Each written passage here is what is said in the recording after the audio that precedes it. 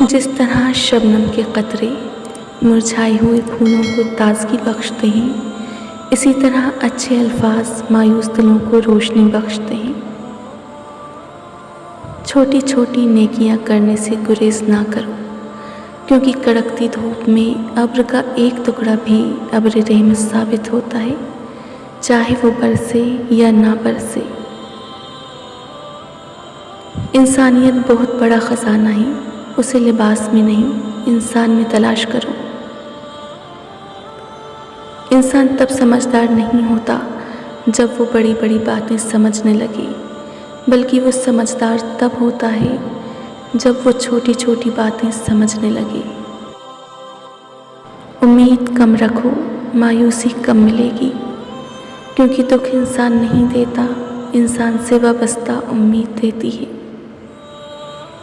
اپنی روح کے باغ میں صبر کی کھیتی کاشت کرو، بے شک اس کا بیج کڑوا ہے لیکن پھل میٹھا ہے۔ دعائیں کروائی نہیں جاتی، دعائیں لی جاتی ہیں۔ جتنا جلد انسان اس حقیقت کو سمجھ لے، اتنے جلد ہی اس کی دنیا اور آخرت سنورنے لگتی ہے۔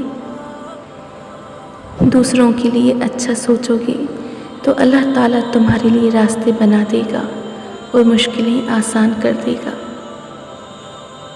کوشش کرو زندگی کا ہر لمحہ اپنی طرف سے سب کے ساتھ اچھے سے اچھا گزرے، کیونکہ زندگی نہیں رہتی، اچھی یادیں ہمیشہ زندہ رہتی ہیں۔ اللہ کے ڈر سے ایک گناہ چھوڑنا لاکھ تہجد اور نوافل سے بہتر ہے۔